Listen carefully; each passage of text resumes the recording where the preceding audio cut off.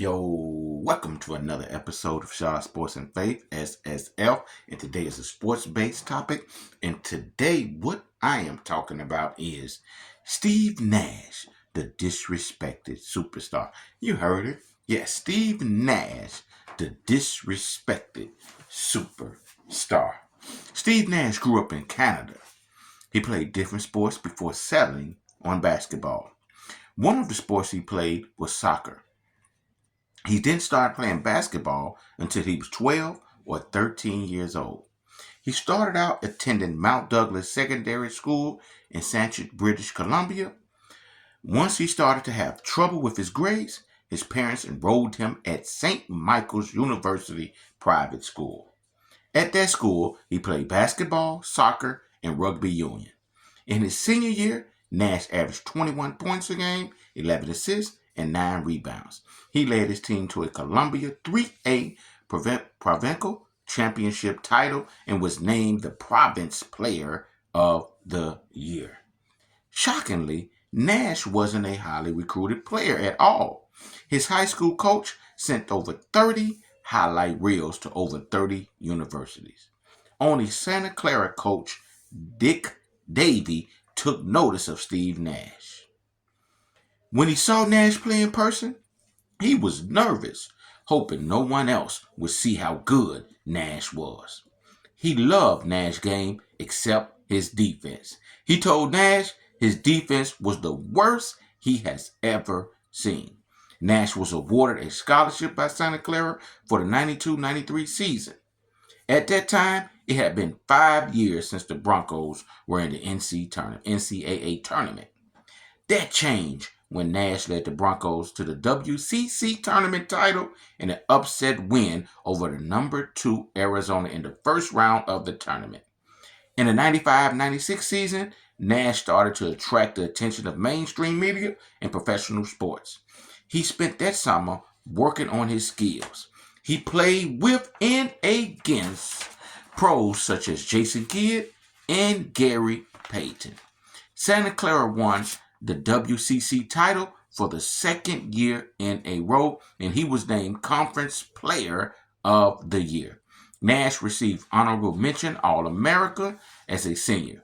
He finished his career as Santa Clara's all-time leader in assists, free throw percentage, and made three-pointers.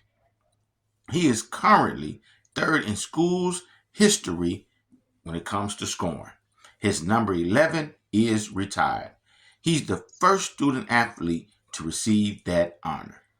In Nash's senior year, he averaged 17 points per game, 6 assists, 3.6 total rebounds, and he shot 89% from the free throw line, as well as 34% from three and 43% from the field goal stripe.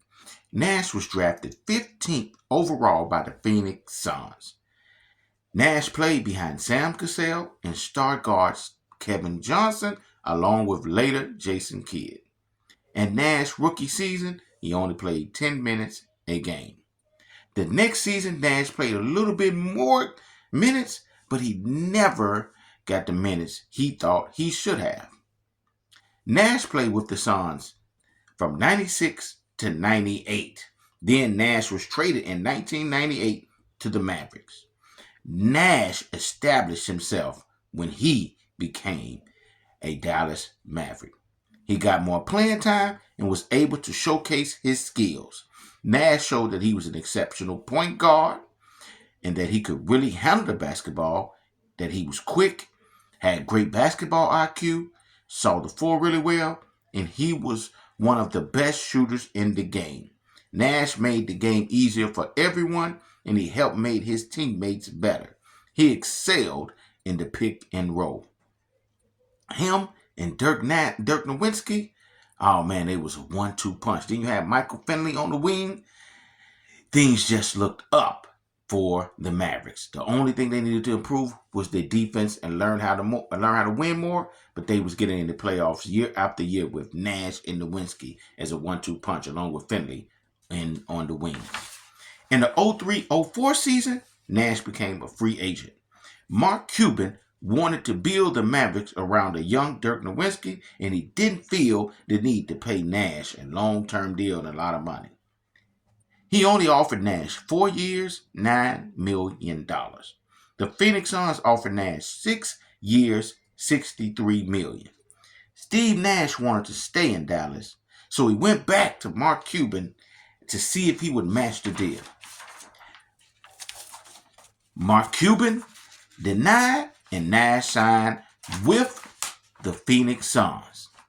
With the Phoenix Suns, that's when Steve Nash became legendary. The Suns had a young, talented players in Amari Stoudemire, the athletic forward center, also as well as Sean Merritt, the athletic forward, and the skilled Joe Johnson on the wing. The Suns only needed a floor general, and boy did they get a floor general in Steve Nash. You put those talented players with Steve Nash as the point guard and running the offense, as well as Mike D'Antoni coaching style, which is score in 7 minutes, and that adds up to score in 7 seconds or less. My bad, and that adds up to team success.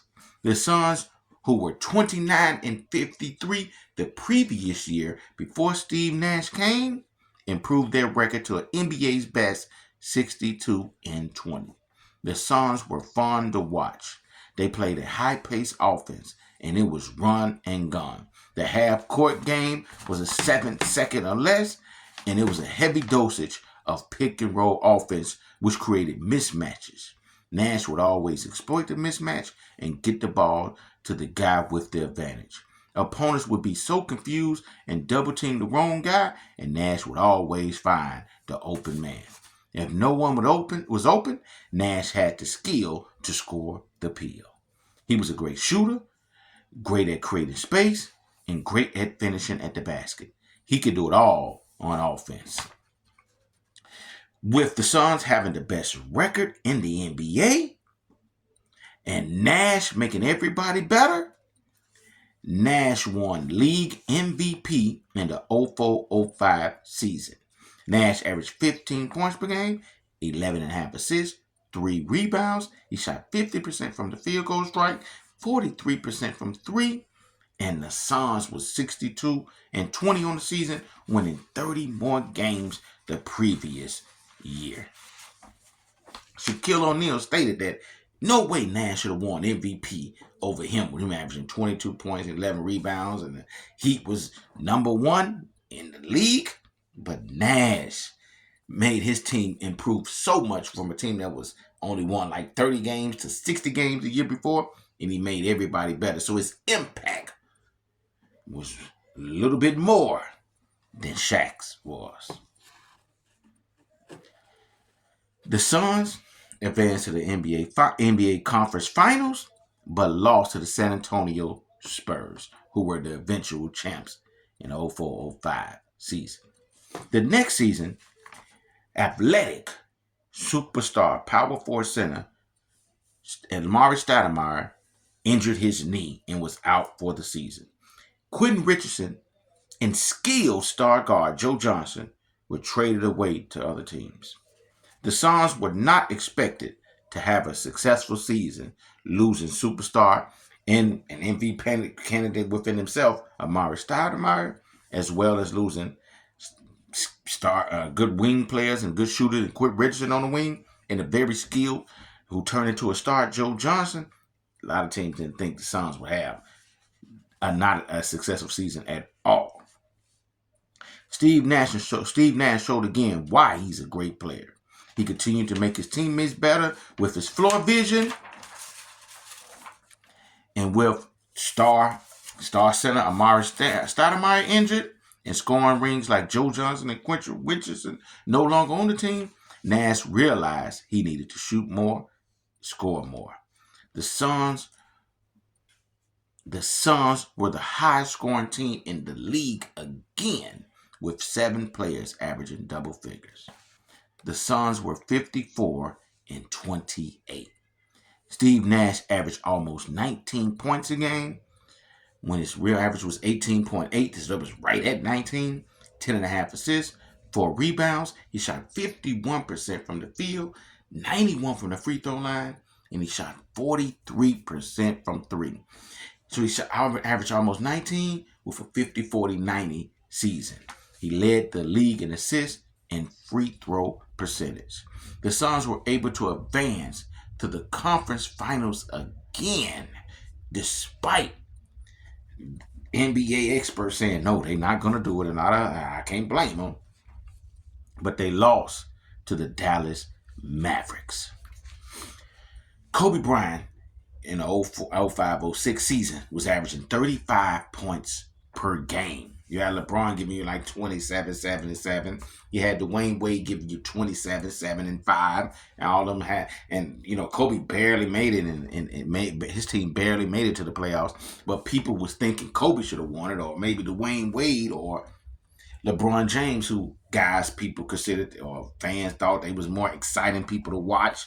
So they was like, man, why Nash get it? He didn't deserve it. But Nash did deserve it because he had so many guys injured, and he was able to excel the play of other players or role players, getting 7 guys, and with his ability to make people better, he allowed his play allowed other guys to score in double figures, 7 players. And his team still went 54-28 in advance to the conference finals. They was like, oh no, his impact is way more than all them other guys, and he won MVP, and I thought he should. And this is why I made the video, because so many people disrespect Steve Nash. Steve Nash made himself a living legend in Phoenix. He became one of the best point guards ever. He was exciting to watch, and the Phoenix Suns during that time was exciting to watch. Mike D'Antoni, fast-paced 7 seconds or less offense was thrilling. His pick and roll offense was one of the best ran offenses in the NBA, with Steve Nash as the floor general. His exceptional passing ability, combined with his great basketball IQ, made it tough to guard the Suns during that time. He got the most out of guys he played with.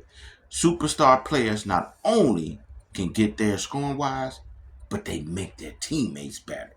Steve Nash personified that. Steve Nash was a dominant point guard. You could not stop him. Many people doubt that he should have won 2 MVPs over Shaq, Kobe, LeBron. To me, he was one of the best players during that time. He controlled the game. He dominated the game. And I keep saying this, he made everybody better.